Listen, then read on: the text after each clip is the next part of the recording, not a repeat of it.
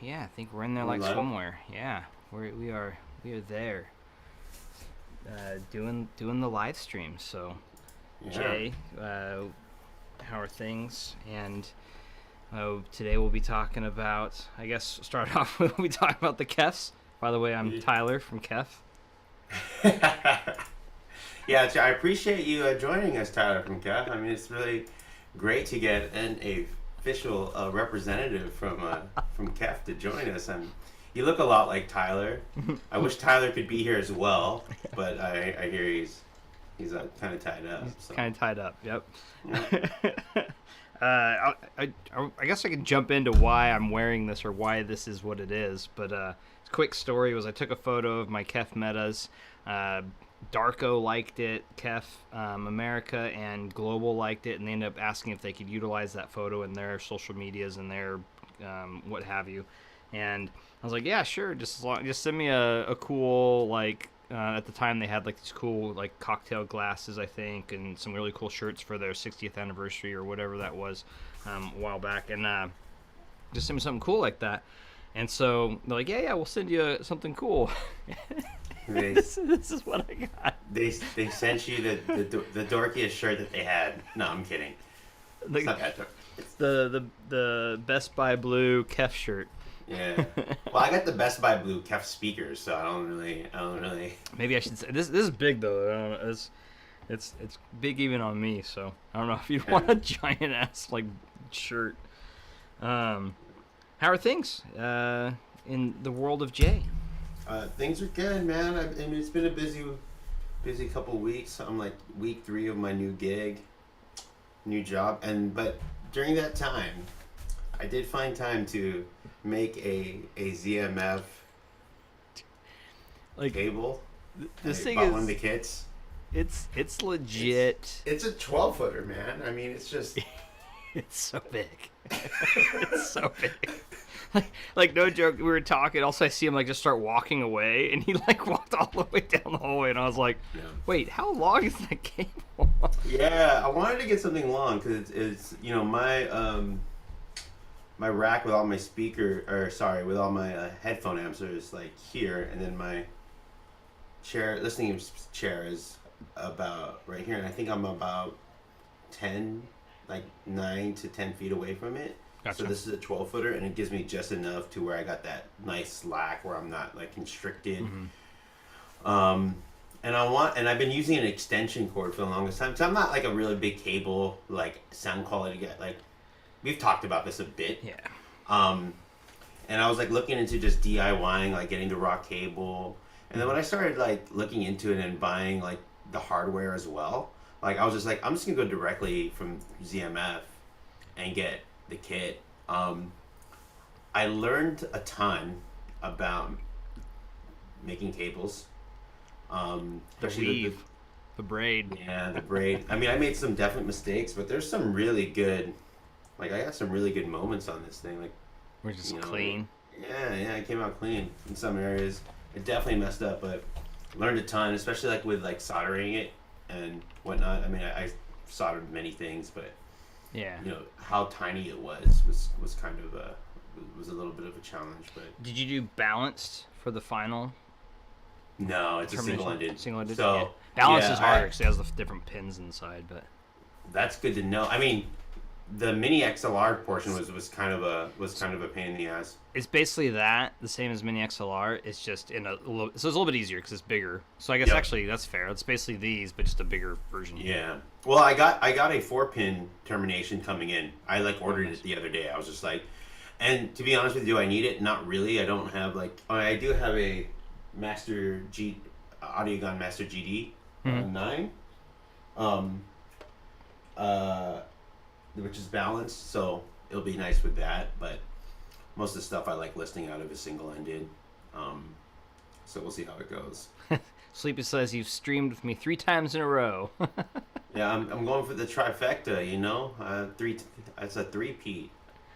But yeah, I mean that's what's going down. I mean, as far as music goes, I just got a bunch of stuff coming from I think it was Mo-Fi. Oh, dude, Mo-Fi! Wow, You want to talk about that? Do we want to talk about that? I don't that? know the whole thing. I read your little Okay. thing, but do you All right.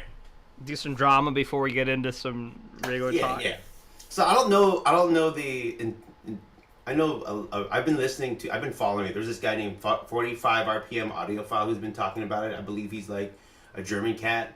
Mm-hmm. His YouTube channel is sick if you're into vinyl. He has really great recommendations and does really good reviews.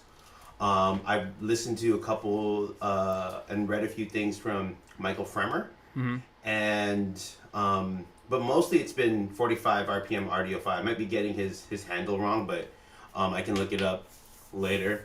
But his channel's dope. So, basically, it really started to get attention when they released the Michael Jackson Thriller pre-order for the One Step, which is everyone's just like, gotta get that, right? The whole One Step process is they're basically, I think only 1,000 copies per lacquer will be used for, or they'll only do 1,000 presses of the One Step per lacquer.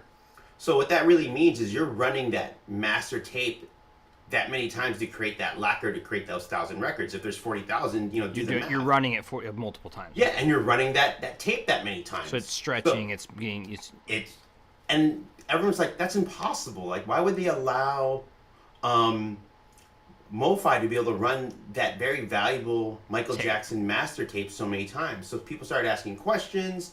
MoFi was giving different answers. Like they're saying, oh, we do everything. It's a pure analog transfer.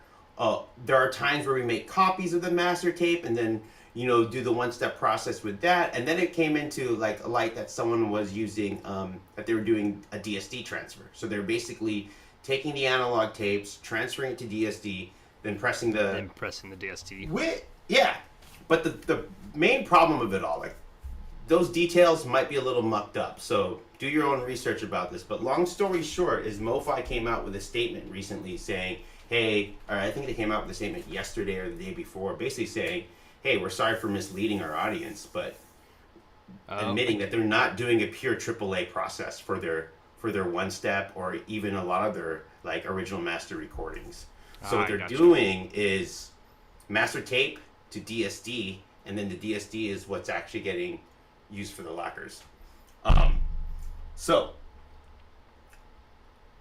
that doesn't mean it's a bad product. No. For example, PS Audio, they produce a lot of really good records. I bought 3 of them, and they sound great. And they use a DSD recording process and then push it into that vinyl. Mm-hmm. But you know how us vinyl people are and audiophiles. Audiophiles, they want the best of the best, yeah.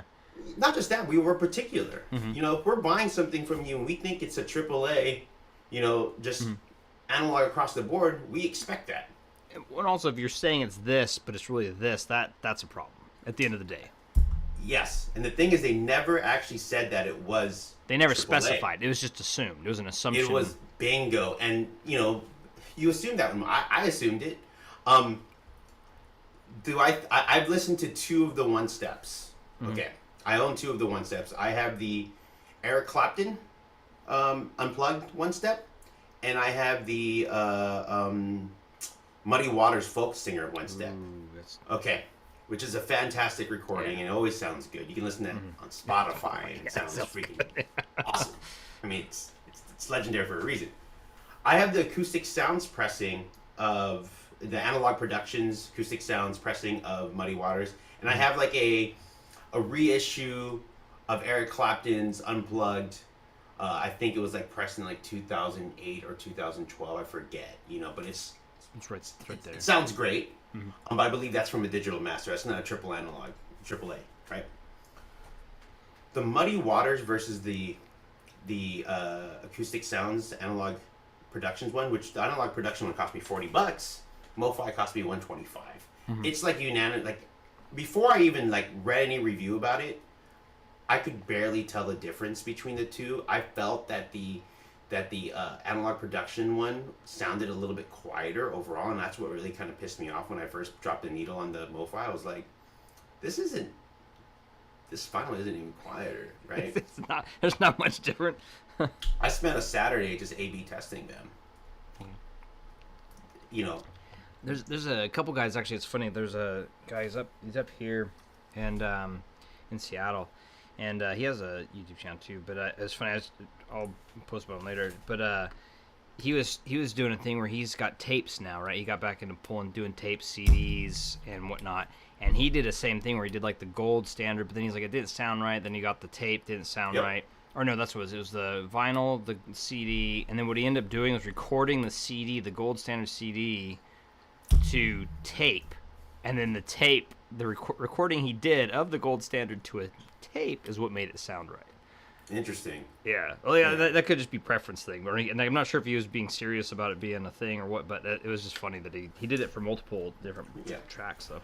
I won't go too deep into it, but basically, I think MoFi got their hand like caught with their hand in the cookie jar.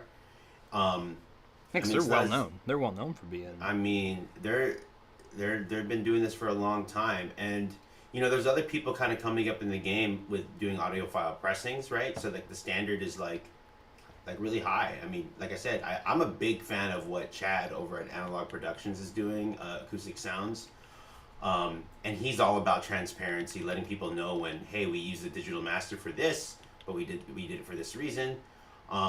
He's even released a video about his whole, like, how his operations go, like the Tone Poet series from Blue Note. They're really transparent about being fully analog. So I don't know. I feel it like it makes me, my initial reaction. I still need to dive a little deeper into it.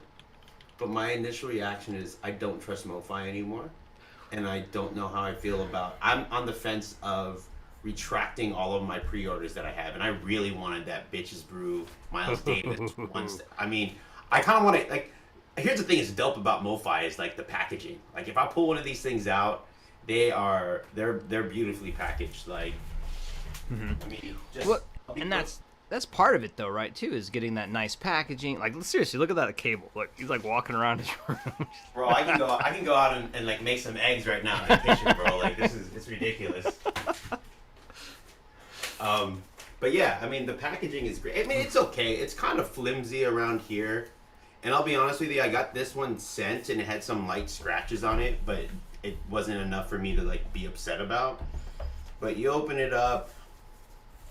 You get, and someone asked what MoFi is. Mobile Fidelity. They like produce audiophile pressings. They've been doing it for, I believe, decades. Yeah, a while now. You get this nice thing right here. This is all. It's kind of velvety. But There's a lot of extras. It has like a lot of history. Like, don't they have like added pictures or sometimes stories or like? Yeah. They got a little bit of. So you got this right here. So I mean, here's what I will say, and also sound quality wise. Here's what I will say. Just because it's not AAA doesn't mean it doesn't sound great. I've heard records that are mastered from digital, like they're digital master. They were like, you know, there's digital in the chain. Yeah. Still sounds awesome. But it's a transparency aspect of it that I think is problematic. It's not about the end product. The end product is still fantastic. Like, even though the Muddy Waters, I felt like the Analog Productions one, I personally felt like the MoFi edged it out just a little bit, but it was like, not like definitively better. Night and day or anything like that. No, it definitely wasn't night and day, and my advice to everyone, like if you're thinking about getting the MoFi or getting the Analog Productions, save your like, whatever, let me think, $85 and get Chad's version of it, get Analog Productions version of it. And with that, Sleepy asked a question that kind of ties into that real quick. And he asked, what was it? He said, how much value is your record collection in proportion to your Verite? Hey, you know what? You shouldn't even be asking that. You should be asking, like, yeah, record collection is way more. I mean, you should be asking, what do I have more? Do I have more in my 401k or do I have more in my record collection? And sadly, it's my record collection, probably. I made some like, I remember one day I was looking at my record collection, like, I could have been maxing out my 401k for like 5 years instead of buying all this, but, you know. Could be retired already. I mean, yeah, I could be done. But here's what I do recommend. Hands down, if you can still get a copy of this is the Analog Productions UHR QR. I mean, it is gorgeous, fire. gorgeous. Everything that they do, and completely transparent. They're the only ones that are getting access to Jimmy's Masters. That's pretty So, like, yeah, you dig into who Chad is over at Analog Productions. He's a cool cat, and he's really passionate about making audio, high quality audio pressing. So, That's dope. not to. I'm not here to poo poo on MoFi. I just think I'm also upset too because I'm a big Andrew Jones fan, and he just jumped ship with MoFi, and like. Do I want to buy those products? I was excited about to see what Andrew Jones is gonna do in MoFi. So I'm just trying. I'll be honest. I got an agenda. I'm trying to take down the MoFi empire. No, I'm kidding. But go ahead. Yeah, man. No, that's fair. It is what it is. I mean, at the end of the day, I think as long as they came out of it, they came out clean. They said, here's where we're at. This is what we did. They're showing their I guess not necessarily true colors is the proper way to say that, but I guess they're trying to at least be more forward about it, right? So I guess there's potential there for you can be mad now, but if they're still making good product, it's still good product in the day. Just need to be wary of their. I feel too little, too late. A lot of industry people like Steve Guttenberg. Excuse me. You're good. You're good, man. A little burpee here. But Steve Guttenberg released a statement recently and just kind of like said, hey, it's not a big deal. Like, I know people at Mobile Fidelity, they're great people. And they probably are. They're probably good people. They probably are. I'm not trying to rip on Guttenberg, but I'm sure he's pandering to his homies. Like, that's just me. Everyone does that though, man. Like, come on. Like if your homie got in trouble, you'd be like, "Oh, he's a good dude." That's my opinion. I could be hella wrong here. I could be very, very wrong. But watch what Guttenberg says. Watch what 45 RPM. Like, just like my opinion on this is like, do your research. Like, do your research. Look at multiple things. Don't just follow one source for your. Form your own opinion. End of the day, am I still probably gonna buy some MoFi products? Yeah, you probably will. About 60% yes, because I'm an addict. That's why. Like, I have a problem. And did you see the packaging? But yeah, I mean, I feel I'm just sad about it. At the end of the day, I'm bummed out about it. It's fair. So, yeah. What about you, man? What's going on with you, bro? Like dude, you got some. No, hold up. Can I say something real quick? Yeah. What's up? You got some bling on your head right now. Yeah, like these bad boys. These came in today. Of course, they're nice and purple, but they're my new atriums, and I got that purple shine, and they are gorgeous, quite lovely. Man. And then I'm rocking the Viking weave cables with the purple Viking weave cable to go along with it. Up. With the purple opal split there. Fantastic. Purple on purple crime. Let's do this. Let's go. I mean, that is, I'm jealous. I can't wait to hear the atriums. Like, I legit, when I go to Can Jam in September, it's going to be, I'm going to run to the ZMF table. I'm going to push people out the, no, I'm not going to do that. But I'm going to be like, Zach, I want to hear the atriums, and I want to hear the Artura Classics, and then you're going to take my money. And then you're taking and I'm going to cry in happiness and sadness at once. Oh, man. But yeah, man, how are they so far? I know they just need to be broken in. Yeah, these ones, actually, right off the cuff, they're pretty great. I only listened about, 30 minutes worth of music before kind of jumping on here with you with them. But they, dude, sound like an atrium. I hear the bones are there, you know what I mean? Like, so I think with a little burn-in, it'll be good. I think these ones are the ones with the new mesh, too. Yeah, these ones have the... Because the ones I had for the video I did for them were the solid mesh. And then I had the atrium... Not the atrium. I had the Aeolus meshes for those. And so the difference between these... I can already tell these are a little bit more crisper than the ones that I had in with the solid mesh. The solid mesh definitely adds a little more like warmth and more kind of easygoingness to it. Sure. But honestly, like so far though, the tracks I was listening to, they're pretty fired. I'm not gonna lie. Like, I think the Atriums, so like I would say the VO and the VC to me are like the top of the top of how far can Zach go, and then he'll probably be able to go further as he gets, progresses and pushes. But like I think those are the top of the tops, right? And then these are kind of like his love note or love poem to his past, and these are like the final culmination of all of his iteration up till now. Yeah, whereas I think the VO and VC were like, how far can I push and like make something, this fantastic, amazing thing. And then these would be, to me, more like the proper love letter to ZMF. Yeah. Does that make sense? Like, yeah, no, I get it. Like, this is really true to the original house sound. Whereas, like, here's what I will say about, like obviously, I love my VOVCs, dude. my Verite. I mean, I love this headphone. But it is kind of a deviation away from like the standard house sound, where I feel like he was trying to prove that he can build like a very technically capable headphone, something that could say like, hey, I can get detail retrieval at the levels of the HD 800 or like the Utopia, but still maintain that euphonic, maybe warm sound that we're used to with the ZMF sound. But it is a deviation away from like his other cans in a very distinct way. But I'm excited to hear the Atrium because it sounds like it's more my vibe. I definitely like geared towards more of a warmer / euphonic sound.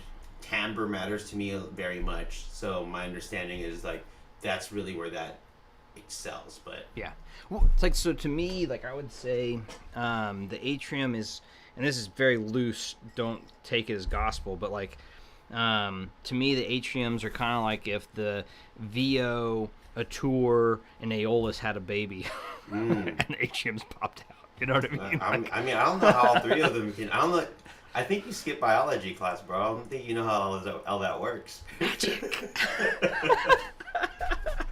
That's cool, man. Like, yeah, I'm excited because I really, really enjoyed our tour. Like, they're not quite as forward as the Tour in the mids. Like the Tour still has that more forwardness to them, but these ones, they're more balanced, and then the technicalities are just pushed up. A little bit. Okay. Like the higher levels. So like you could say they're just in a Tour that's been, training for the Olympics and is, swole, like. Oh, it's on steroids? Yeah. Okay. Little steroids, Olympics training. Yeah, there you go. We're here, man. We're going to do things. I'm here for the gold. But no, I'm just joking aside. Like, they are, you could call them like a super tour if you wanted to, I guess, to some level. But I think that's kind of a not accurate in the sense that I think that they're their own thing, like all ZMS. They're all unique. That's crazy. That's what I love about ZMS, too. Like, every one of his headphones has such a unique character to them. Yep. Like, even ones that are, like, almost identical, like the VOVC. Yep. They still have their own thing, Yeah, I've basically have listened to... I spent a lot of time with almost all of his headphones, except for the VC. I have not spent a lot of time with the VC and the Icon. And oh, dude, the Icon is a sleeper. Yeah? Yeah, it's a sleeper. I saw some guy selling one for $700 on Head5, but it was like the old school hardware. And yeah, it's a sleeper though, dude. Like the trick to those are, like, to me, the sweet spot, at least for me. This is personally for me, which you'll appreciate. You throw them on that tube amp back there, and that's when they just. Because I've listened to them multiple times off solid states and some other random tube amps in here and there. But all of a sudden you throw them on like a more euphonic tube amp, and it's like whoa, where'd these come? Like these are the Icons I'm used to. So I had my Atticus. Oh, those are nice. Set of Atticus. So I like literally bought the Atticus because I was like waiting for my VOs to come in. I found some dude over here in the Bay, Mountain View, for like $600. He had a set of it. That's a good deal. Yeah. So, and old hardware though, by the way, but still great shape. And I love the way that headphone sounds. And so the Atticus is the open back version of the Icon. No, Atticus No, Or am I no. flipping those around? Yeah, well, Icon is the closed back version of the Artur. Artur, thank you. Atticus is the closed back version Version. of the Aeolus. Aeolus, thank you. Yeah. So, yeah, I agree with you, Sleepy. That soundstage on it was mind-blowingly good. And so that was the thing about the Icons. They weren't known for their soundstage, but I threw them on Justin's big boy amps because we had them at CanJam New York. I was like, what's happening right now? Because the stage went wide. It was just a whole nother beast. But that was like 300B. It's a stupid massive amp that's crazy. But I would definitely drop some bread on a VC, but the problem is I just don't have a use case for it. It's a little too big. I do need closed backs for my. I have a bottlehead crack and a shit stack next to my bed, so I can listen to music when I go to sleep. How are those bass cannons I sent you? I want to talk about that. I definitely want to talk about that. But I just feel like a VC is just a little too big and heavy for me to like sleep in. Right, and it's just like a little too much for like a can that you're gonna listen to like an hour. Yeah. Maybe even that, because I listen for like 30 to 40 minutes before I just go to bed. So the Cascades. Campfire Cascades, the bass cannons. I dig them. I dig them for the use case. Okay. I like those things a lot. Like I actually didn't want to sell them, but I need to move stuff out that I'm not using. So. Yeah, I mean the two. You gave me 3 sets of pads. You have all the pads: the XLs, this cloth, and then the OGs. The XLs are the only ones that fit me right. And I don't think I have very big ears. I'm 5'8". And I think I have a smaller head than most people. I'm guessing. I got a pretty small head. I got a narrow head for how, I'm 6'2", 230. So, but my head is not I have a big Cro-Magnon forehead, but outside of that, I'm pretty narrow. I don't know. A friend of mine in high school used to call me Peanut Head when I shaved my head. He's like, "You got no head." I'm like, "That's messed up, bro." See, mine's got divots. I got these crazy But yeah, I'm enjoying them. I feel like I think it has a Delirium driver, I believe so. Yep. I'm playing it through the bottlehead crack and the Volley 2 Plus. Yeah. That's be punchy. That's a punchy combo right there. Dude. Yeah, it's actually I've been able to usually when I go to bed I listen to something like very soothing, like classical music or like some very actually perfect. Yeah, but what's impressive is the soundstage on it. You were right about that. The soundstage is very impressive. It can get a little muddy on certain tracks, I guess, but I'm not listening to that kind of music on it. So for me, for my use case, what I like about it is the comfort. It's so light. It disappears on my head when I go to sleep. So I'm happy with that purchase. Thank you for that deal, bro. If you game at all, I don't know if you game video games or anything like that, but that was also one of my favorite gaming use cases was that thing because it's just for like campaigny type big sets, like solo gameplay stuff. Yeah. But so just like maybe we should. Is it cool if we just quickly say we're gonna jump into the KEF LS50 talk eventually. I still. Yeah, we will. I think we will, right? We sidetracked a little bit. We got mad ADHD. This is like we need to get someone to be like, all right, Jay, talk about the topic. But at the end, we're gonna save at least like 15 minutes, right, to just handle all the Q&A. It'd be also dope if you guys like hit us up in every channel and just say like if you have questions, because we're gonna try to like get a cadence going on this. Is that be cool? Yeah. Okay. Cool. But yeah, do you want to launch into the KEF LS50? As you're a rep, do you want to talk a little bit about the meta technology and how that works? So I'm not really repping. I don't really know too much about the tech, but I know that they did the cool like backfire so that the sound waves would hit that like maze-looking meta material to make it disperse the sound so you get them more forward. All I know is for me, I had them in my living room for a while, kind of like how you're set up. It is now, and I liked it a lot.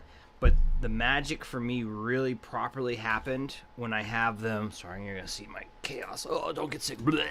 Oh, yeah. Okay, anyways. So when I did this, I threw them on the desk, and I put them, near field. They're like, I can practically reach out and touch them. And to me, in near field, and the other crazy thing is the power requirements drop, significantly. You're closer. And oh man, I can close my eyes, and I can remember you were talking the other day. We were talking about how like it felt like the singer was like 6 feet above you and just like standing over you. Like I could do that here. I'll be sitting here and I'll close my eyes, and sometimes I'll have to adjust the little stands I have. But like I can close my eyes, slightly adjust, and I can get it centered in an image, and then it's just like boom, and all of a sudden it's just it just opens up, and you're just like. Yeah, so especially when you're doing near field. I mean, that's the thing I think is really cool about when you're doing near field listening in general, is you're taking out the factor of what you have in your room, right? Yeah, it's almost like headphones. Bingo. Like the closer the speakers are, and it's really kind of neat too. It kind of does this magic trick, right? Where that's like, what I was describing. Like the music is coming like clearly behind, and that's what you want when you're doing a lot. Like I really aim for that. Like like it's coming behind it. Like I have a wall here. It's like they disappear, and it's like. Sorry, go ahead. Yeah, no, yeah. You're basically saying what I'm gonna say is I have my speakers set up not near field, but it is still creating that soundstage behind the speakers. I mean, that's what you want. You want that, and that's why I think that, we can talk. I don't think you or I can speak for myself, are qualified to talk too deep into the tech behind this. You were probably more than me. You did more research than me. I'm going to admit to this, 100%. But I did link the white paper if you guys are interested. And it's actually really, and I can speak on the high level about essentially what they're doing is, kind of think of like sound treatment that you would do for a room, but they're doing it within the speaker. And they actually partnered with this company called AMG for in Hong Kong, and they specialize on just metamaterials in general. And if you want me to tell you what a metamaterial is, go look it up, because I can't really give you a great technical explanation of it. But they never did acoustics. They never did sound until they partnered with KEF, and it was like this really good joint project between. And another thing that's really interesting is they decided to implement this technology on their KEF LS50 line, which is like it's like their middle road, right? It is. Well, yeah, it is their middle, but like the engineer, a manager for KEF, who spoke to John Darko on the pod, which is a fantastic podcast if you want to learn about this. That was really good, yeah. And the KEF Wireless 2, basically, they did an LS50 wireless, and then they basically did an LS50 wireless meta wire. The LS50 wireless, LS52 wireless, yeah. Yeah, but now they just call it the wireless. The I think. Wireless something. That's confusing. LS50 wireless, I think is what they call it. Yeah, it's annoying because. So whatever. the metas are considered you have to have your amp. Bring your own amp. Yep. BYA. Passive. Wait, BYOA. Yeah, bring your own amp. I like it. And then the wireless it's built in, and I think they're just slightly bigger, and they're definitely heavier. If you ever picked up a wireless one, that's like. Yeah, well, they got an amplifier right in there. So. I never really looked. What is the amplifier in the wireless? Do you know if it's like it'd be interesting. If it's Class A, I might guess. There's no way it's an A. Yeah, that's too hot. I would almost guess it's going to be an AB. I doubt it could even be a D. Might be a D, because a lot of the powereds are Ds, right? Yes. And there's DSP, so it probably can correct a lot of that stuff that's going on. I don't know. I now that I think about it, that I listened to that podcast again, I don't recall them talking about. All right, I'm gonna bust out the big boy. Pour me a shot, man. I didn't know it was whiskey time. Wait. You got work tomorrow, dude. I'm a loser. I'm a stay-at-home daddy. Hey, man, I think you're winning, bro. If you ain't working, you're winning. But hey, man, being a dad's hella work. So don't let myself fool you, dude. My daughter goes to daycare. I freaking right on. But yeah, I mean, I can't really talk too much about I don't want to talk too deeply about the technical aspects of it, even though I just attempted to. What I will say is, so my prior speakers, so some of the experience I have with speakers, I have experience with the original LS50s. I have a lot of experience with the Totem Hawks. That's what Michael was saying earlier. Michael Ogata. Yeah. What was he saying? He was saying, what was he saying? He said metas and no more totems. Oh yeah. That's my boy. He knows my setup. So. Okay, yeah. 'Cause we were chatting on Instagram, him and I. So. Okay, yeah, he's good people. Yeah. He has I enjoy interacting with him. He's got a dope studio or Oh yeah. Yeah, man. I was like, whoa, man, you're like, I'm over here with my little A7S3, like, woo. Yeah, no, he has a legit production company. He's a talented guy. Also super nice dude. So shout out to Michael. What's going Very on, dope. bro? Always good to have cool, nice people around. Yeah. But yeah, I mean, I have experience with that quite a bit. I have a lot of experience with the original LS50 and also a set of what is it, the Clips RP600s. You know, those are nice. Also some vintage pairs of BMW DM7 MK2s. But my most recently, what I can compare them to is like the Totems. Totems. Yeah, and the Totem Hawks, what I will say was a more dynamic speaker. It really felt like there was just more punch behind a lot of things, and like. Go ahead. The Totems, those are the ones that they have multiple drivers, though, right? Like yeah. I mean, these technically do too, but like they're built in, right? Yeah. There's a yeah exactly. It's like a, I don't know how that really works. Like a tweeter in the middle of the tweeter woofer. In the middle, and then the woofer. Yeah. The UniQ. UniQ. That's it. Yeah. And I would also say that the Hawks have a much sweeter top end. Like the treble was just a little bit nicer. Really? Yeah, I thought so. These are pretty crisp. They are, but they're not like. Go ahead. Compared to what though? Sorry, go ahead. So for me, like I'm used to horns, a lot of horns, and then before these, I had JBL. I have them in the closet. The little JBLs, the monitors, they're powered. Oh yeah, that's great. Yeah, I mean, for what they were, and those things, like you could put them facing the opposite direction, they'd still sound good. They had like this. I'm being facetious. Don't do that. But like, like you know, what I mean, like you could put them slightly off, and they'd still have a great image. They were very forgiving. But compared to those, these are like next level times 100. Like, so.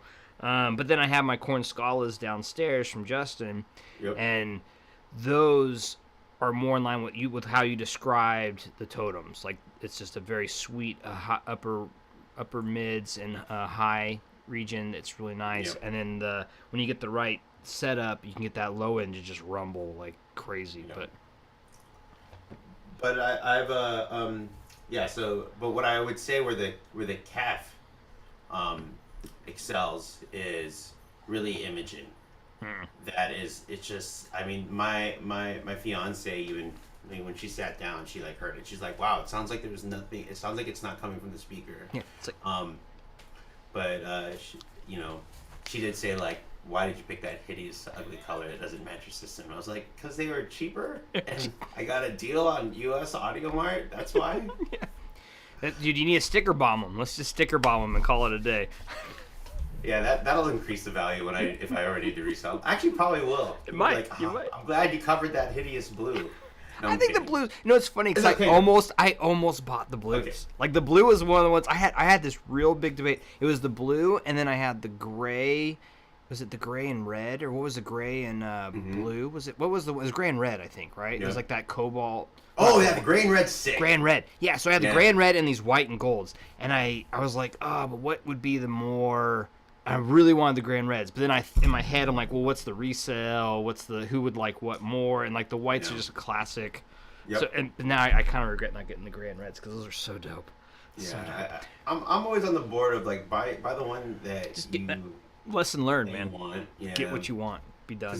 When I got this all specced out, one of my boys was telling me, he's like, oh, you picked the rose gold and the burgundy, like you're gonna have a hard time selling those. I'm like, I ain't planning on selling them. I'm planning on listing you them. Well, I guess come on, man. But I'm with you, dude. That's my there you go. That's rose gold. Gold is best, man. And they don't really show it, but these are actually purple cups, but they're so hard to get. Like these are one of the hardest ones I've ever been able to showcase, like the color of them. But anyways. Yep. No, those are beautiful.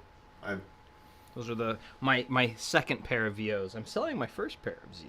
Yeah, they're beautiful. I almost bought them, thinking that they were VCs. I know.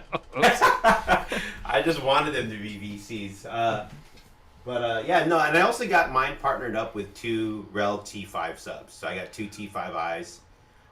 Which is nice. Yeah. Like, it really fills it out. So I have, actually, I don't know if you can even, yeah, so right there, there you go. So that's a little SVS sub right there. Oh, nice. It's small. I could just, pick it up. It's about, no, but like... It's like a little pocket-sized one, just like... Put it in my pocket. Yeah, it just rumbles. But I had that under the desk for a while paired with the Metas, and it was like, it was actually almost too much to me. In near field. In near field, it became almost too much. Because the near field, the sub... It doesn't have the rumble that I would properly like, but it has enough to where I'm like, it's to me, these are like the, I guess if you put HD800s with like a bass shelf, like a massive bass shelf, that's what these kind of remind me of a little bit. Nice. Nice, yeah. In near field. I after listening to this podcast, I listened to another podcast that I really love. Give a shout out to it, the Hi-Fi podcast with Darren and Duncan. Love this podcast. They have a podcast on like just subwoofers. Unfortunately, the sound on it was kind of messed up, but a lot of really good information. But they push Rel sub so much. I don't know if they push it, but they talk up. They gush over them so much. And it's their jam. Hence why I ended up buying a set after doing a little bit more research too.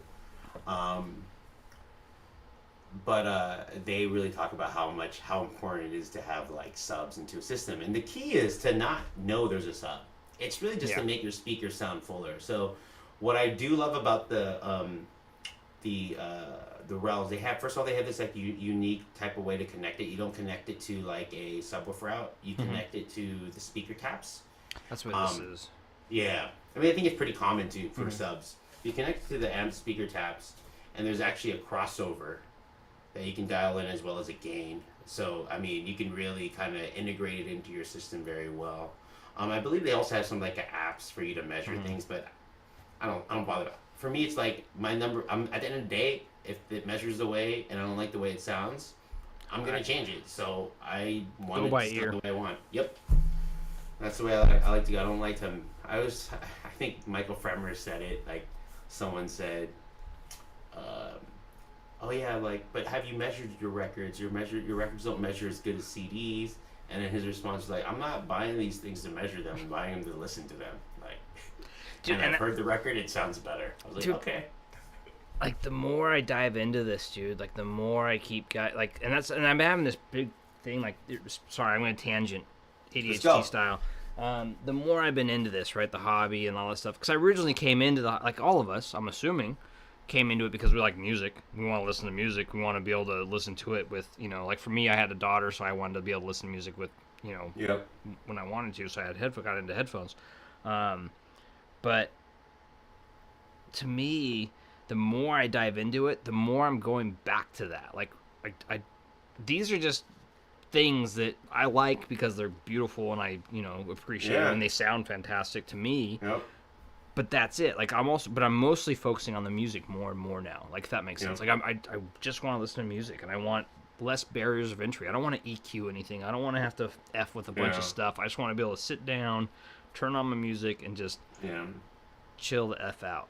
I mean, I think that's how this hobby goes, right? I mean, I went through, like, I've always been kind of into stereos and gear ever since I was a kid. And then I remember just getting to this point where I just wanted one thing that just worked and sounded great. But then I dove into it a little bit as I got older, and you get, like, you have a little bit more money. You finish school. You find that balance. And then right now, like, I feel like I'm in a rediscovery in my audiophile journey where I want to try and hear new things. I want to, like, hear what the limits are. I mean, I don't have any like crazy high, like super crazy high end, but like in the world of audiophilia, right? But that's insane. You don't want to compare yourself to these nutcases. No, just do you. I say that with the most like in Respect. in the kindest and most endearing way. Like, I am one of you nutcases. You're a nut job, but hey, Yeah. I love you. You're kind of crazy to spend like $150,000 on a DAC. There's something sick about you, but like I get it. Like, and that's cool. I'm not mad at you for it. You do what you want with your money, right? And that's key right there. I'm not gonna be mad at you for spending your money the way you want to spend it. Do you, boo? You know. But yeah, I'm at this phase where I'm either constantly tweaking something. I constantly, like right now, I'm ripping out a pair of DT880s and doing a removable XLR cable mod. I swapped out all my power cables and bought like upgraded power cables recently, and I hear a difference. Call me crazy. Next, you need to get into sound panels, man. Start putting them on the I know, ceiling I want and room put some treatment. rugs. Yeah, that's gonna be a conversation. I definitely want to do like what I really want to do is put some really, because I've done this before, is put some sound deadening blinds. Oh, dude, just get the these ones don't count. We have some that's in our other room, dude, and they have so they're the blackout blind or blackout curtains, but they have the sound dampening material in them. Yep. Oh, okay. Dude, and they're fire. Yeah, they help a lot. I did that at my old place in the city. I swear to God, in San Francisco, that changed. Like, it opened up the sound stage. Like, definitely, especially with the totems. Like, it just really. My system in San Francisco, like, I mean, my apartment was just set up for sound. It was ridiculous. That's all it was. Literally, like, everything else was like a mess except for like, oh yeah, really good listening space. It's like this. It's like spotless. You go anywhere else, it's just like the classic. Yeah. Like It was not feasible for anything else outside of music, but it was a good time. I had a lot of fun just like building a room around just my system. me and one of my buddies, we talk about how it'd be so amazing to start like a guys club, right? Like an old fashioned guys club to some level. And honestly, it doesn't have to be just guys. Like, it could be anybody. But we're talking about just the historical. Yeah. There's always those clubs, right? And so we're like, we'd buy a house, and just everyone would pitch in and just make it like this ultimate like audiophile / like gaming audio video. Yeah, like it would just be, you go and you chill, and it just, things are gonna be set up right, and you just can just and listen to cool music, and hang out with cool people, and just like, that would be a dream. Like, to be able to have a house where you can just fully no questions asked, you build it the way you want to build it and make it as clutch as possible. Let me sell like half my record collection. We'll be like, I need to sell some stocks. I need to tap into some of my it'd be investments. like kind of this. I could see that. It'd be like this kind of like, we could find like a house out in Montana that's like super cheap, and we just fly there like once a year. Like, I have a friend who, what they do is they like fly out to like South Carolina or something, and they rent like a ridiculous Airbnb, and then they all like either drive their cars there or rent a car, like a ridiculous car, and they just go ham on like driving like roads and stuff. Could be like similar vibe, except for like more nerdy stuff. Like, those cool kids with their cool cars. Like, I'm. We'll get some Forza. We'll get some Forza Horizon or something. We'll get some steering wheels and some. We'll get Mario Kart and some Cheetos and think it's like, yeah, we're cool. F you and your backgrounds. We got Mario Kart, 65-inch screen. Let's do this. Battle Royale. But let's go binary on it. KEF LS50, would you recommend them, and for who? Ooh, so I think, honestly, if you want to get into 2.1 setups or 2.0 setups, a stereo setup, I think these would be in-game for a lot of people. Like, a lot of your, like, I like to call them like normies, like, because they're not in that crazy world of audiophile just yet. These, to me, are like perfect for those people. But also for anyone that just wants a good deal on like like, these things do outperform for what their price is. Like, I agree. And I think, like, dude, I literally have this little SMSL A1 sitting here for near field. That's a 15 watt out. 15 watts. That's nothing, and it's tiny. The thing's like, I'd pick it up, but I have it plugged in. But and it does it, man. And I have a Vidar that usually I power them with, but that's almost too much for these in near field. And it's like, any of those, so you can look at $2,000 and you have, around $2,000, I'd say, and you have a baller setup that can probably last you for over 10 years easily. Like, I agree. I don't know. Like, I think it's these things. I mean, if you throw a sub in there later on, like, game. Like, I don't know. Like, it'd be hard to beat these, to be honest. Like, is there things better than them? 100%. Is there things that are cheaper than them that probably can almost get there or can be quite almost there? Sure. I don't know. What's your thoughts on that? Like, Yeah, I mean, I can only like, I haven't heard everything, obviously. yeah. I would say like, okay, so let's say like the Klipsch RP600s, and I haven't heard the MK2s yet, but I would say that this is a value step up from there. Right? Agreed. Like, I think those are like $600, and then these are like $15.99. And you can get deals. You can find them on Yeah, sale. I mean, I got mine for $1,000 on US Audio Mart, and that's a cool thing. So here's the cool thing about buying a pair of KEF LS50s. There's always some used, and there's always people that want to buy them. It's like a safe, like speaker, and I think it's a really great entry point to the audiophile hobby. If you want to, Yeah, and then you start like, I think it's a very safe speaker, and essentially it's like not going to be an offensive sound profile to anybody, and it's capable. So the way I would kind of look at it is like compare it to like a really mid-level like iPhone, right? It's quality, it works well. It's not the Pro, but it's not the XR either. It's probably like, what would you think? It's just like the standard model. It's the baseline like model. It's the 13 baseline model. You know, I mean, go ahead. I'll just say, then you could spend a little bit of money on like a tube pre. Like I have this Elakit tube pre, and dude, add a little flavor, little umami, and You're good. I mean, I got a mono blocked with 2 shit Asiers. I got the Freya Plus with some NOS. I swapped the tubes out a bunch. I have a few tubes that I roll into it, and the 2 Rels for 2 T5Is, which are like $500 a pop. And it's I mean, I love the system. I mean, do you have downstairs neighbors? No, I'm in a house now. Oh, well then I was gonna say, I bet your neighbors love you, but never mind. You're set. You're golden. Well, you know another thing too. I bought these from Barbecue Guys. These big butcher blocks. I need to do that. Really tight. It's a money upgrade for subs, man. It really does help. And I actually have my turntable on it too. And I used to get a little bit of a feedback because the turntable was shaking. No more feedback. I have it like, I got a lot of tweaks on my turntable. Did not get any feedback. It took me a while to get to where I'm at. So I'm actually going to do a video because I talked about it before. Jeremy, he just sent me. So I have it on. I'm actually listening with it right now. It's the Quicksilver Audio tube amp. So I have that. That's what I'm listening with right now. But he also sent me this SVS system that does wire-to-wire audio transmission. So I'm gonna. It's my record player, my turntable. It's way. See where Leo is right there? Yeah, I see Leo. So he's my record player is literally right behind him.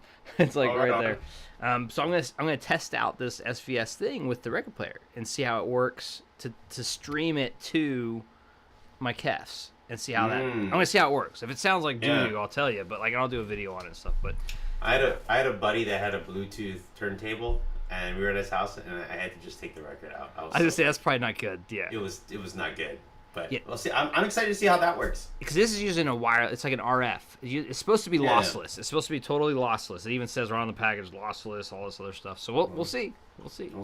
I'm excited. I would like to get your thoughts on that. Yeah, it'll be interesting. I'm intrigued by it. But for sure, I mean, KEF LS50. I say, if you're interested in them, I don't think you'll be disappointed, and if you are, you can easily sell them. Just hold on to the box. Yeah, actually, that's 100% accurate. Like I think these go super fast. If you, every time I see them pop up, they go. In fact, I always see people that aren't even interested and be like, oh, but I could use some. I can use some 50s. I can use some metas. You know, like every time I see them. And I would also tell you, if you can find a set of the standard, the pre-metas, like sometimes you can see them as low as $500, and that's like killer value. Yeah. There's a set that I wanted so bad. I almost bought them for like, I was thinking like $700 or $800 for the pair. And it's the one that was like the limited edition, like literally right before the metas came out. And it was the one that had like the crazy cyberpunk, like cyber design all over it. It was just, dude, it was so fire. Dude, it looks so dope. It'd be perfect for like a gaming, like, or if you wanted to like have like a computer gaming, like look aesthetic going, like. Yep. So in fact, I still might, dude. Well, we'll see how things pan out. But like, if I find those ever for sale, I might pick those up. Let's go. So we're like, you want to do some Q&A? Let's do Q&A for. We'll go like 10 minutes over. What do you think? 10 minutes over, and then we'll do Q&A. Yeah, I got homework to do. For reals. So you want to scroll from the top? So I think the first one. What's up, Sleepy? Sleepy says, "What's Mo5?" We talked about that. Yeah, MoFi, Mobile Fidelity, Yo Peep Game. They actually now make like cartridges as well, like turntable card, like an audiophile, but they're first an audiophile like record company where they generally do reissues and they supposedly use analog master tapes, but. Next one is you gonna be at Can Jam SoCal J, which I believe he is. Sleepy. Oh yeah. Sleepy said he's gonna run around with some Coca-Cola Aeolus. His Coca-Colas are pretty fire, man. They're pretty Ooh, I want to see those. I want to listen to those. Yeah. Actually, I need to put the mesh on my Aeolus. I want to see what that sounds like. How much value your record collection? We already did that one. That one. What headphone sounds best on a Jotunheim 2 and Bifrost 2? Ooh. Wait, what headphone? Where's that at? I want to see That's that. Sleepy. It's a little bit further down. Let's see. Best on a Bifrost 2 and a Jotunheim 2. So that's a very punchy combo. And the Jotunheim 2 is actually a little bit brighter than the Jotunheim 1 as far as sound signature. I would say... God, honestly, man, your Aeolus or the Atticus, the Icon, any of the ZMF lineup down there, and those ones, a Tour would probably be pretty good, but it might get a little bit wonk towards the higher level stuff. I don't know. What are your thoughts? Like, you've heard the Bifrost 2? Yeah, I'm listening to you right now through it. So, I don't know. I the way I kind of look at it, so here's how I look at the Bifrost and the Jot 2. I have a Jotunheim 1 right now, is what I'm listening to. That thing has so much power, you can pretty much power anything except for those insane, what is it, the Susvaras? Which Susvaras, is the HE6s or whatever. HE6s and Susvaras are the two most power hungry. Probably that. I mean, which I think the Susvara is a little bit of a misnomer. I think the HE6 is more power hungry than the Susvara, to be honest. So here's my thing with solid state. For me, I think what sounds best on solid, like what sounds partners well with solid state, is any type of planar. So planars, I generally like solid state or hybrid. I don't like an OTL or SCT tube amp with a planar. Generally speaking, there's exceptions to the rules. LCD 2 oddly sounds really good with the Woo WA 2 to me. You know, it sounds stupid good with amps and sound and some of these other ones similar to that. Is that Sundar? No. Oh, the Rad. Dude, the Rads with amps and sound, or the Rads with something like this Quicksilver audio, or my T4 or something with like a hybrid. Yep. Dude, it blew my mind. I was crazy. And here's another thing. People are going to call me crazy, and I'm probably going to be like, Jay, we're not going to take any recommendations from you ever again. But I love the way... I love the way Grados sound with solid state, with a little bit of EQ, taming those highs a little bit down a little bit. But generally speaking, I actually really, really love the way Grados sound with like my solid state amps. So, you had me until you said Grotto. I know. It's a very polarizing. I love. I got 4 sets. I got one. I have one set. Yeah, I like them. I'm always looking at Grados. I want to get a set of PS2 2000Es. It's like but the only reason why I want them though is I want to modify them to do removable cable. I want to do the removable cable mod for them. And I'll tell you right now, I've done the removable cable mod for a set of one of my SR2 or 325s, and grinding through that metal is just it was my entire afternoon, man. My Dremel did not like I was gonna say you had a Dremel at least, but even Dremel you're like I believe I busted a couple bits, but I actually got some bits that are supposed to work with metal, so if I get a set of PS2000Es at a good price, like I'll probably just attempt at it, but those are expensive. They're like $2,000, so like working on them is scary. Yeah. But yeah, I mean, here's the thing I like about the Yote and the Bifrost. Like that could be end game for anybody. Power almost anything. It'll sound good with ZMFs. It'll sound good with almost anything. It's just that you go to this point of like now preference. Like I like tubes personally. If I was gonna spend that money, I would get a Bifrost 2 and a Lear 3, and they just put out the Plus, which you pull the tube out and it works as a solid state. Yeah. That's what I get. But I get people like Balance. I personally don't care that much. Balance is. I'm gonna be a little bit controversial. Balance is marketing. I don't think. Like I think most audiophiles I'm just gonna say, like, most audiophile, most people, most average people, outside audiophiles even, but even most average audiophiles aren't gonna be able to tell the difference between a balanced and an unbalanced. I'm sorry, RC. You know what I mean? Like, because they're never gonna be in a situation where balance is gonna be a factor for them. Like, you know what I mean? Like, it's not gonna be a thing. Because balance was originally created for microphones and what have you on stage to prevent long runs from getting RFI. So, I mean, and most audiophiles, I mean, outside of like me, which is, I mean, there's times where like I like having balance because I have like a bazillion cables running behind my desk and it's all back there. But like, even then, like it's, I don't know. I believe you can get more power. There's a boost of power, but you can just turn the volume knob. Yeah, I don't know. Most of the amps I love are single-ended. So and so you know what I love is the Tor. I like designs like the Tor amp and the stuff like the Shelly Labs are doing because they don't have both single-ended and balanced. They just build it for those things. They just build the balance. Agreed. Because I always feel. Yeah, go ahead.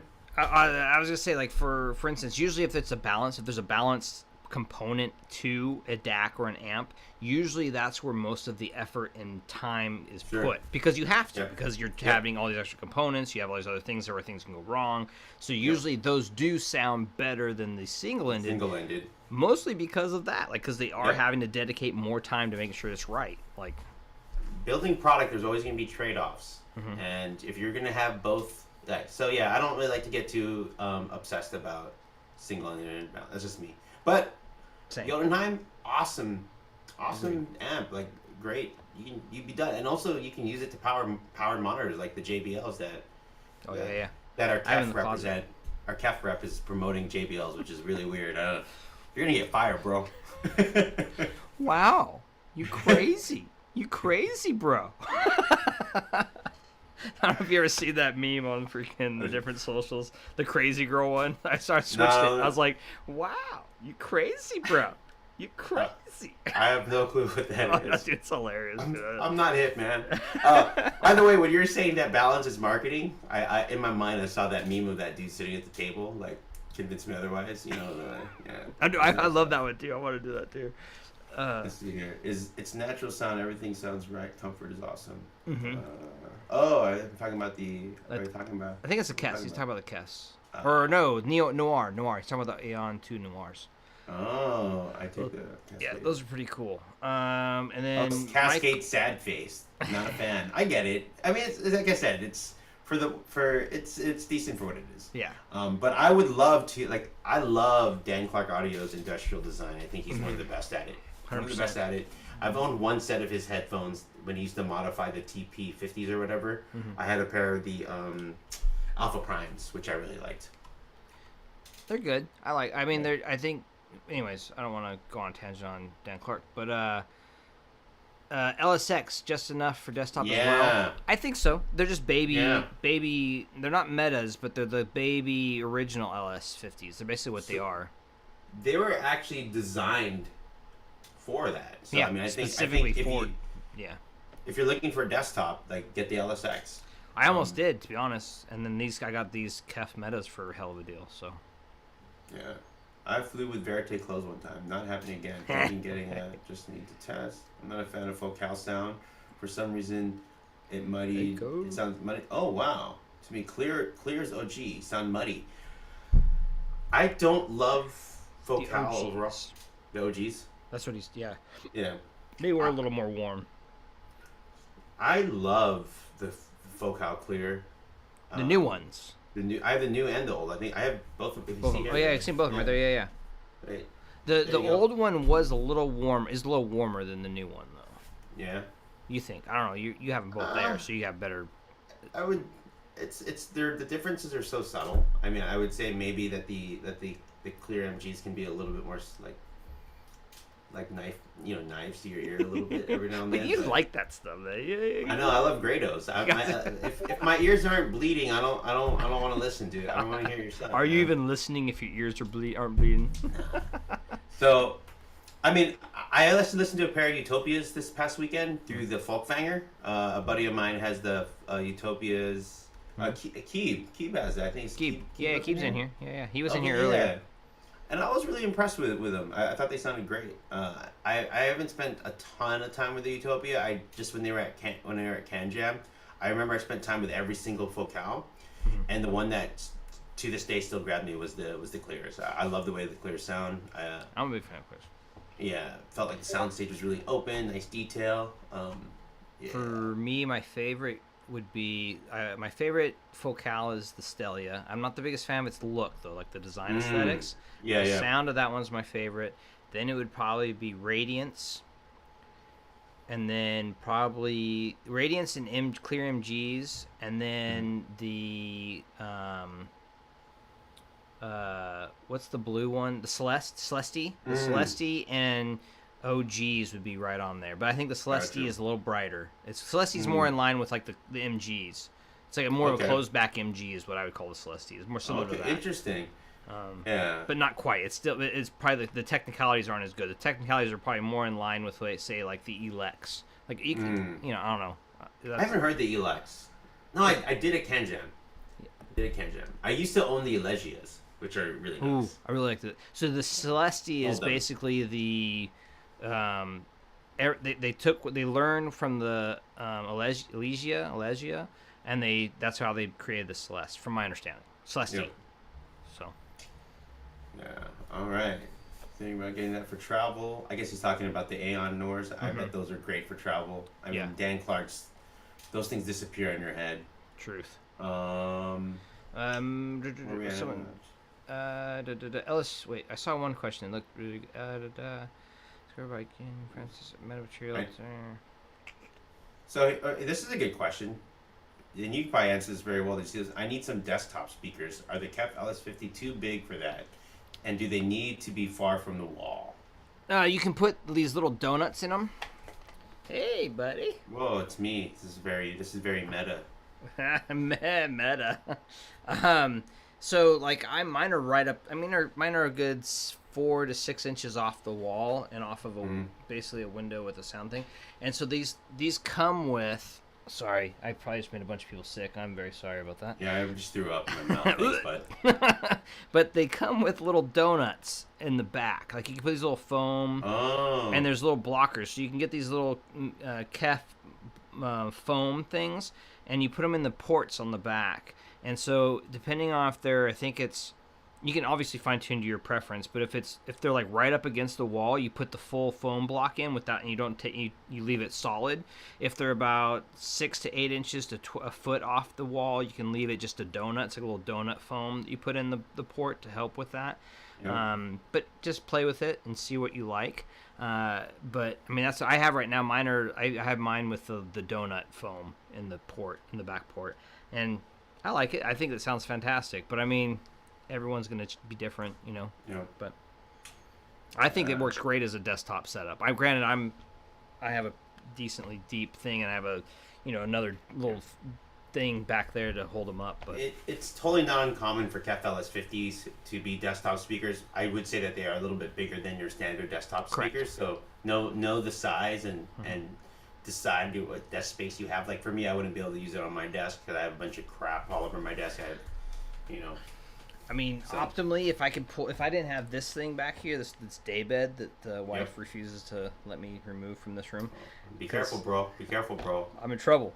Yeah. But if I didn't have this, I could pull this whole setup this way, and I'd put them on the KEFs on separate stands. They're stand-up stands, and I'd have it more in a big. That would be ideal. Yeah, totally. But unideally, or like with restrictions, compromises, these work just fine as the way I have them. So. Oh, I like this question too. Keebler got a dope question. What's your opinion on using the KEF sub with the Metas? I think that would be optimal, to be honest, because anytime you have things that are made for each other, usually they work well together. Usually. That thing's is just as expensive as the damn speakers, though. That's the only, it's like, So I'm gonna get a hot take here. Mm-hmm. I wouldn't spend the money on it. I didn't. I bought an SBS. And also, I'm also someone that's in this. I guess I'm sold on some Rel marketing, but all Rel does is subs. Yes, fair. That's it. They do fantastic subs, man. They do the best audiophile subs. Well, I think so. Could be right. I haven't heard everything, and I'm going off of I'm biased. What the hell? I don't know. they do is subs, and then you can dial it into the way you want. And I want to have dual subs, and I got 2 dual subs for like, comes out to like $1,300 with tax or whatever, $1,400 with tax. Still cheaper than that little micro. Bingo. So I'm gonna go that route, but as Tyler said, I don't think it's wrong. I mean, it was engineered to work with the speaker. So if you like what KEF's engineering's doing, that's great. But I'm also someone that believes in separates. Like, I don't like integrated amps. I want a power amp. I want a preamp. I want a separate DAC. I want my phono amp to be, my phono stage to be separate. And that's the same thing with like powered speakers, like the wireless speakers. If you think about powered speakers, logically speaking, like they have this amp that was designed by the speaker designer or that team to work perfect, to power the speaker the way it needs to. So that's probably the best thing, better than any other amp pairing that you can come up with, any other power amp.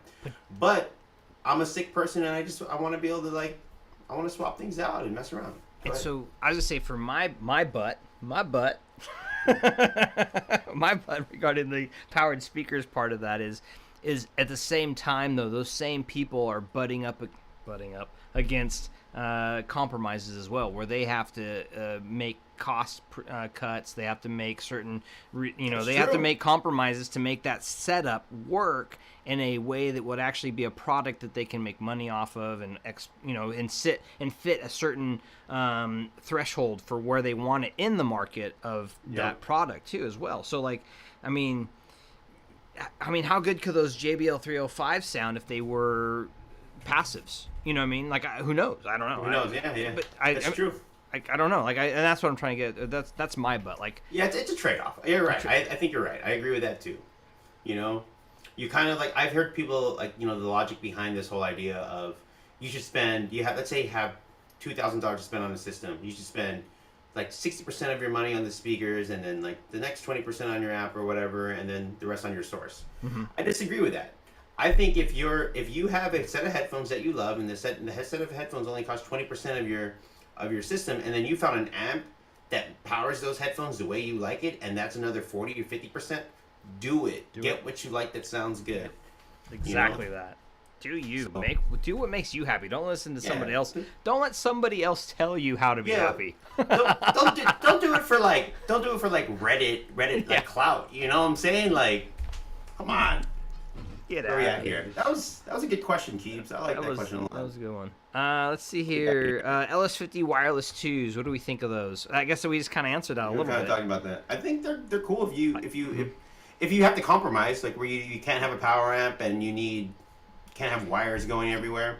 Dude, and everyone says they're basically Metas without having to stress about it. You literally plug and play. You put them someplace. You can Bluetooth to them. You can do all. They're the ultimate comfort food, I guess, for audiophiles. And I think what's really cool about KEF, what they're doing right now, is they're building products for normal people, but they're not making big compromises for sonic. You're not losing a bunch of sonic dividends like you are with like some other lifestyle products, which will go unnamed. Agreed. Because I already bashed MoFi enough. I'm not going to bash other companies right now. How is the Freya Plus? The Freya Plus is sick. It is the one piece of gear in my chain that I'm not itching to upgrade. They brought back the Freya S. Did you hear about that? I did. I used to own a Freya S. I have a Freya S up on my it's up on my top of my closet up there. Damn, you got so much gear, bro. I need to get rid of it, dude. That's too much stuff. Hey man, Freya S is sick. If you don't need no tubes, it's a dope little unit. I mean, I love the Freya. It's like the one thing that I'm not like, oh, I want to get something new. I would have bought the Freya Plus if it would have been a black anodized or the black one. But he used the black coloring instead of the silver. And he said black Freya Plus now. Do they? Yeah. Jason said, I was chatting with him, he's like, I'm never going to do a black Freya Plus. Right. Hold up. This is years ago, though. So who knows? Like, I remember because I pinged him on it, and he was just like, nope, ain't doing it. And I was like, the hard part for them now is getting the silver stuff. Actually. Really? Yeah, so you pay extra for silver now. Yeah, they definitely have a black Freya Plus. What? Oh, that's right. I do remember that. You're right. I did see it. Right. So they had like, I watched their like little meetups. They're really good. Their live stream meetups. Not as good as our live streams, but I'm saying. No, I'm kidding. I love how curmudgeon Mike Moffat is. He just Oh, yeah. kills me, bro. I'm like, I just want to hang out with that guy and drink beers with him and just hear how angry he is about audio. Like, angry and passionate. He has a lot of fun. Agreed. Freya Plus, buy it. Like, Oh, and what I love about it too is the 3 modes. You have like this passive mode. You have this like balance buffer mode or something, and then you have the tube stage. I actually use my Freya Plus to control the volume of my headphone amps, and it's I'm with you, dude. I just I did it for a while. I had the Freya in the same situation, but right now I'm using the Ellicott because I have that little tube. The tube is clutch. If I had the Freya Plus, I'd be, yeah. Sleepy says to check your Instagram, and he wants to watch your reaction when you check your Instagram. all right. I can do it right now. Let's go. I'm gonna do it right now, live. This is why we do these live streams. Okay. All right. I'm see what he does here. Let's see what he got here. All right, so I got an IG. Sleepy got me 3 messages. Ooh, damn, bro. Ooh, yo, you got the. Is that the? Okay, you got the same thing I got, except for you got the Rev 2. He has the Ovation. Amp and sound. Kenzie Ovation, which is I love that amp. It's so great.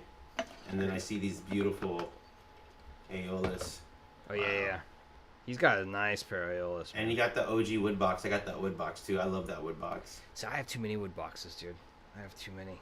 Okay, we'll start handing them out, bro. So with the with these, freaking Zach was like, "You want the wood box?" I was like, "No, dude. I need a seahorse, bro. I need to transport these. I got seahorse is just way more functional for me. In fact, let me see. I think I have. So throw it. What's up? I'm seeing this Michael Ogata. I know who you are, and I'm like messing up your last name. I hope not. But Grados are best for value, and then Rodrigo Fredas says, but not the best for comfort, and that cable though. Yes, I agree with everything they said there, and that is why you don't use the stock pads. Woo! This is beautiful. one of like 4. I think I have 1 of 5. I don't know. Yeah, I got mine underneath. But you want to talk about an OG not cool? I mean, this is fine cable. Real quick before you jump into those cables. Do you Oh, remember that having cable sucks. the worst OG cable ever. ZMF flat cable. Oh, that sucks. I never unraveled that. I've I never literally. used them. Yeah. No offense, Zach, if you're watching. I love you, man. Hey, the upgrade is new. The new stock one is cool though. Yeah, I think I have it right here. Yeah, the new one's cool. Yeah, the little cloth. It's very nice. Yeah, that's cool. That's a good stock cable. Yeah, it's clutch. This is nice. This is actually a fantastic stock cable. Yeah, and then Yeah. it comes in this. I mean, It comes with that now. I don't know. Mine came with it. My cable kit came with that. Yeah, Which these is- things it's a are nice, well yeah, it's a nice leather. little bag. I think it's fake leather though. I think it's like It is. It's vegan not real. leather. It actually is crazy. It actually almost has like they add something to it that Makes it reminds smell me of almost like a weird leather. It's weird. It's the Impossible Burger of leather. What does it taste like, Tyler? Take a bite. Okay, next. Oh, don't do that. Oh. Next week, if we get 100 people to join the stream, Tyler's gonna eat a vegan ZMF bag. You get 100 people. No, I'm kidding. You're not that deep. Oh on man, whiskey. I think it You made won't my do that. tongue go numb. Yeah, we don't eat that, man. Okay, but I do want to talk about this Grado thing because I agree with everything here. Grados are best for value, not for comfort, and that cable. Yes, cable. and yes, and yes. And that is why you do the removable cable mod, and that is why you get Zach's pads. And I raved about how awesome every one of my Grados. I have a set of Zach's pads from an adapter, and he has 2 different adapters, so you can go with his like Bayer pads, or you can go with the like Artur size pads, I believe. And holy smokes, it just makes the comfort level on the Grados to the next level. And it does get pricey. Now you start like spending all this money. Also, Turbulent Labs, they make this upgraded headband. So sick. And then here's the Grado pads. Yeah, those look nice. So- Look comfy. They're super comfy. I mean, I use these for work all the time. They're light. They sound great. I mean, I feel your drivers are a little bit further away from your ears, so you get a little bit better sound stage. And then it tames the highs a little bit too. So it's just like win-win-win. Like, Grados are great because you can mod them. Out the box, they kind of I like the Hemps out the box. No, I take it back. The pads on all grotto, like grottos. It's Grado. Grado. People say Grotto all the time. They do. It just The Grado is like, yeah, Grado. Okay. The pads though, OG pads on those are not comfortable, man. They're like Brillo pads on your head. the OG pads suck. I hate them. Especially ones that are like just like where the driver is like there's no. The salad bowls are the worst. Like yeah. Oh god. Especially if you wear glasses. It's like this cronk. It's like. Here's the thing, man. I would pay an extra $100 if Grado would just start doing removable cables. Ooh, yeah. Just charge me $100 more, and you know they're so stubborn that they don't listen to feedback. They just do whatever the hell they want, and they're gonna keep selling headphones, and they don't need to listen to us. Yeah, fair. They build the product they want. Exactly that. And I'm a fan. I still love Grado. I love how like curmudgeon-y they can be and staunch they can be about their product vision, and that's what you should. That's cool. Yeah. Like if it's not for everybody. No. You know, you build for everybody. You build for no one. That's actually very true. Like that's such a true statement, man. You know, you're not gonna make everybody happy. If you try to make everybody happy, you're gonna make everybody sad. Yep. You know. Compromise is all about the technology is gonna compromise yourself into the ground. Michael wants to buy your calves. Dude, the calves, I'm not selling them, but they are fantastic. I love the calves. Actually, the other thing I really so far of all the speakers I've heard that I've been really digging on. Actually, I'm going tomorrow. I'm going to the Pacific Northwest Audio Fest. Hopefully, I don't get any fisticuffs, but old timey style. Hey. But yeah, go for it. But hopefully, I'll hear some good stuff there. It's funny, like I hear some. I went with my buddy. We go to the couple of audio stores around here in the Pacific Northwest here, in the Seattle area and Tacoma and whatnot. And I always hear these speakers, right? And these fully dedicated speaker listening rooms, and they sound so amazing. Mm-hmm. And then you see the price, and you're just like, never mind. Like, yeah, you know what I mean? Like even my Corn Scalas were stupid expensive at the end of the day. Yeah. Like, but it's like. I don't know. Like, what's that? There's that fine line, right? So, like, tomorrow I want to kind of go in. I want to be more observant, less ADHD. We'll see how that works out for me on what the different products are and, like, where they sit and, like, how I actually feel about them. I'm going to try and do something with that. But what are you going to be listening to exactly? Is it like a... It's a full-on... I think it's more of a proper stereo show. Like, there's not a headphone show. It's a stereo show. Oh, gotcha. So you're going to be... okay, so you're going to be actually hearing some, like, really... a bunch of loudspeakers and probably a bunch of turntables and DACs. Exactly that. Yep. A lot of turntables, a lot of speakers. Is that a hotel? Yeah, it's at the one by SeaTac. So what you're gonna? I used to live in SeaTac, by the way. Yeah, I did for a year. Burien. I first moved here. I lived in Burien. Tacoma too. You know. But what I was gonna say is, you're gonna go into a bunch of little like hotel rooms. That's how those audio shows That's are. exactly what it is. So it says like, all the exhibitors. It's like room blah blah blah, room blah blah. I'm like, oh man. And that's the thing. It's hard to demo that stuff there because cover your drinks, people. Cover your drinks. Yeah, because you know the rooms are going to impact the way those speakers sound. 100%. Much. Yeah, but it's still going to be. It just sounds super fun. I want to go to a show like that. All right. Oh, let's go back to quick. What amp would you? Wait, actually, Mike. Michael Hogata. Love mine. He's talking about the Clear OGs. Convinced that I'm a full Cal fanboy. That's Keyblord. Yep. Keep like those. That's cool. Be a fanboy. I love it. Yeah. I'm a ZMF fanboy, 100%. Me too. ZMF Grotto. I'm a ZMF Focal guy, actually. ZMF Focal are my two top probably favorites outside of Sennheiser. Yeah. But not the lower Sennheisers, just the 800s and of all things the 700s. 600s are sick with a good tube amp. That's fair. That is fair. I do like 600s the most of the lower ones. Yeah. Let's see. How is the shit tube amp? How's your new shit? Yeah, how is? I love it. beast? And he was asking also. Keeb's got it. I love that amp. It's great. I'm still absorbing it and everything. But I really like it with I really like it with the HD 600 and 650.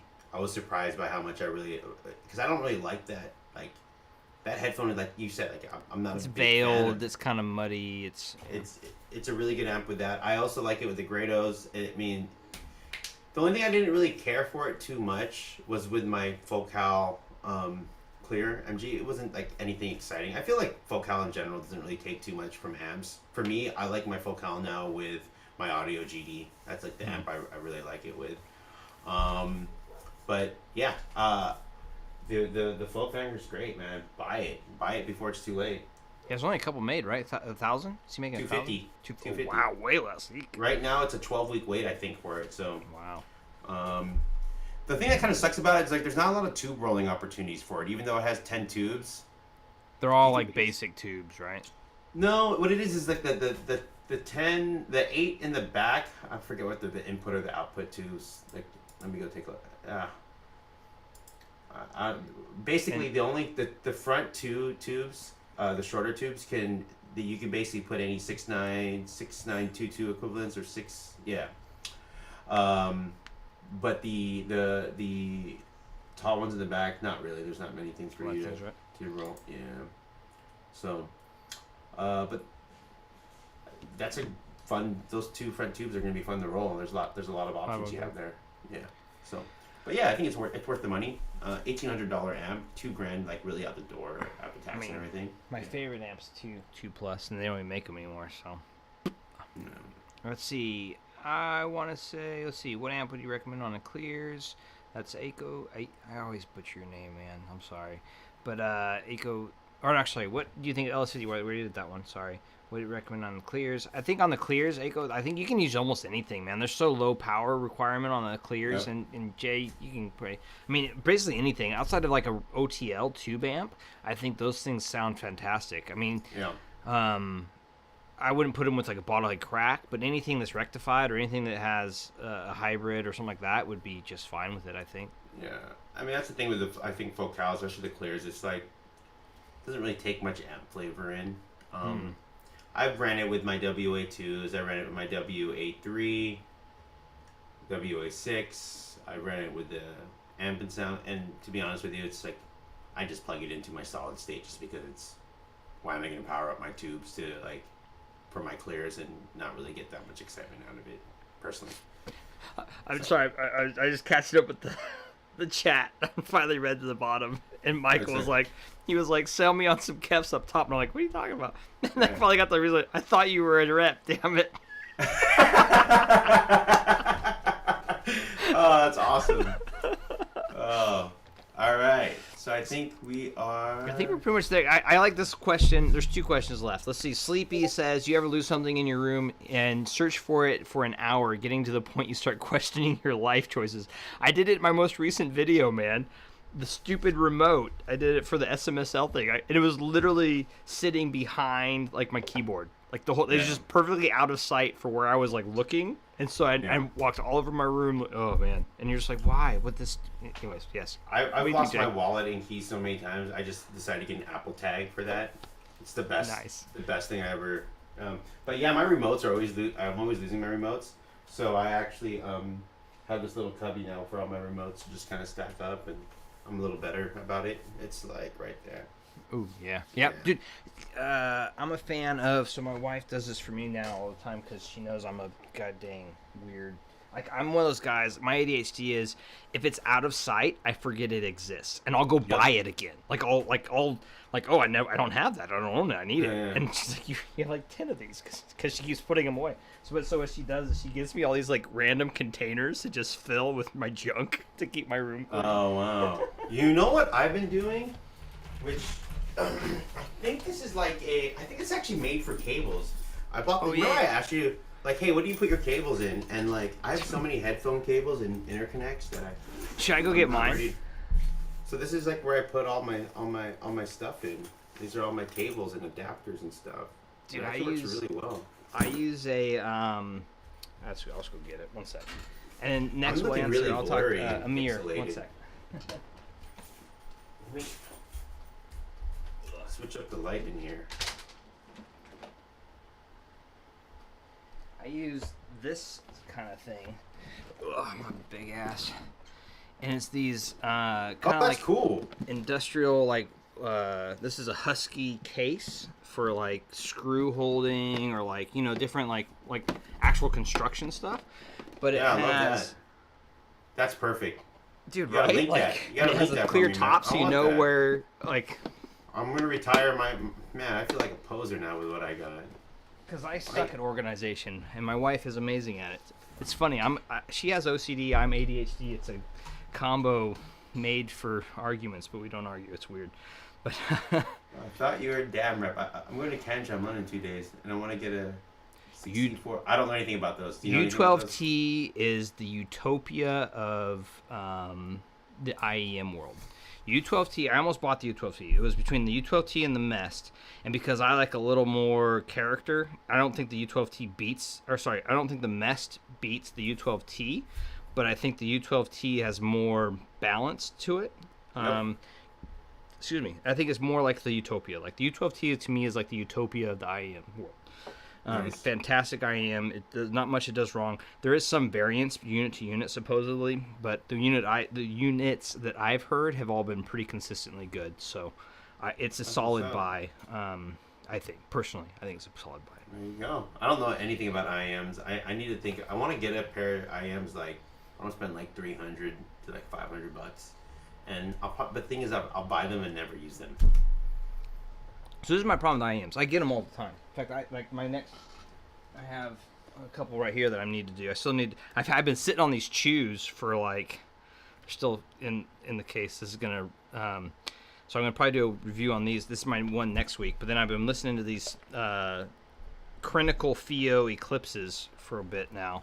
So I might do a review on that here soon. But honestly, dude, like if you give me the option, and if any kind of use case for an IEM for me personally, if the AirPod doesn't do it, I don't care. Like, the AirPod Pros, to me, fill that role, to me. Yep. Like, anytime I'd use an IEM, I'm never going to be listening critically. Yep. So, generally, if I'm using an IEM, I'm usually out and about, running around, being stupid, and, like, I don't care about... I'm just wanting to listen to music. I don't want to necessarily be listening critically. Yeah, exactly. Yep. Like, dude...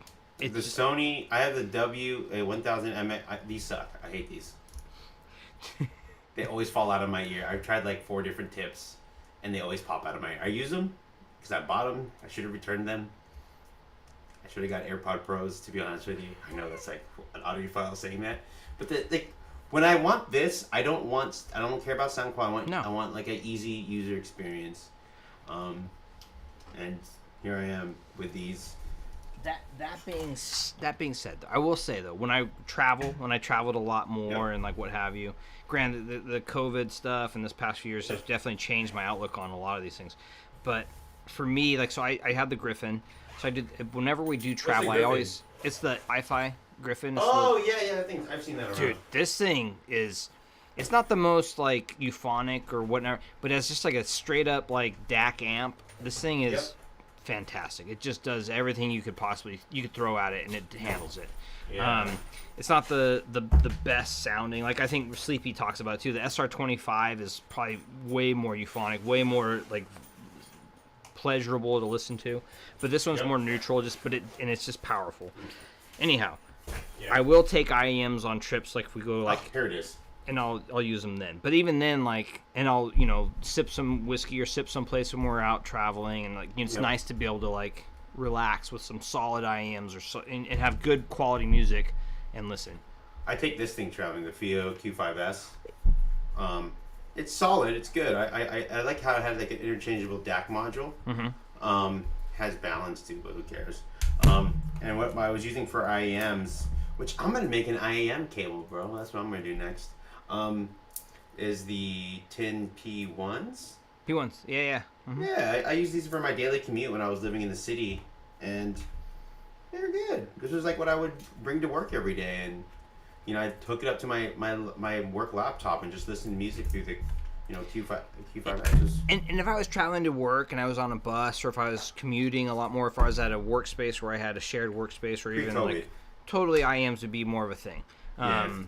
But like honestly, for me, I think for me personally, I also have really sensitive ears. So for me personally, outside of like the sound quality, like I usually can't listen to most IEMs for more than a couple hours at most. I never prefer IEMs to actual headphones, and maybe I'm not supposed to, but I've heard people say they like IEMs. Oh yeah, there's a lot of people. IEMs. They are better for sound staging and bass and all these other things, and I've yet to come across it personally. Yeah. Like, there's no even like the best of the best. I've listened to the Odins, and the Odins are stupid good. Like they are legit, but they're a $3,000+ IEM, and those things are stupid good. But even then, I'd take my VC or VO over them, if that makes sense. Like it does.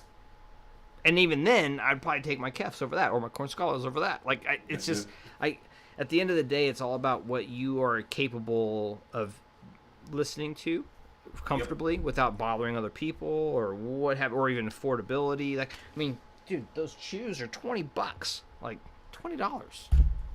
Yeah, It's crazy. Yeah. I don't know. Anyways, cool. Good stuff, man. Yeah, we're way over. We're like 30 minutes over. A blast. I mean, good stuff, guys. Appreciate everyone joining. Yeah, time to get back to let everyone have their evenings back. Yeah, I'm gonna go start planning a wedding. You know. I know, dude. Congrats again. I'm very excited. I'm the luckiest man on the planet. I will say that right now. I cannot wait to marry my fiance, and I'm so excited. So, yeah, let's do this again, man. Let's do it, bro. It's always fun. Thank you so much for having me as a guest again. Yeah, man. It's always a pleasure. It's always fun having good dynamics. Yeah. Hey, I like that. I gotta get a better camera. I look terrible compared to you. Dude, you don't want I'm on a whole nother level of stupid on my camera. So just honestly, like I recommend it to get like the little whatnot. Yeah, Sheldon, you joined right at the end, brother. Yeah. Sheldon's a good peeps, man. I like Sheldon. But anyways, yeah, we could talk cameras. We could honestly, you've seen the new iPhone setup that they're doing, where that you can actually hook up your iPhone as a back and it will work as your camera now. What? Yeah. Yeah, I have the 13 Pro. So yeah, it's there's a new. If you have an Apple setup right there, it will actually automatically connect to your Apple and it will work. It'll use these cameras, which are actually better than like 99% of all like webcams. Pretty good, man. I'll send you the article. Yeah, anyways. Link me up, man. Link me up. I also got a GoPro. So. Ooh, there you go. I think you have to have a certain one, but you can use that. You just have to get a little HDMI cable and like a thing to TP-Link or something like that, and you can rock it. I've been using it on my bike, so. All right, man. All right. Good stuff. Cheers, everybody. Enjoy your Thursday. Thanks for joining, y'all. Peace. Thank you, everybody. Have a good one. Bye.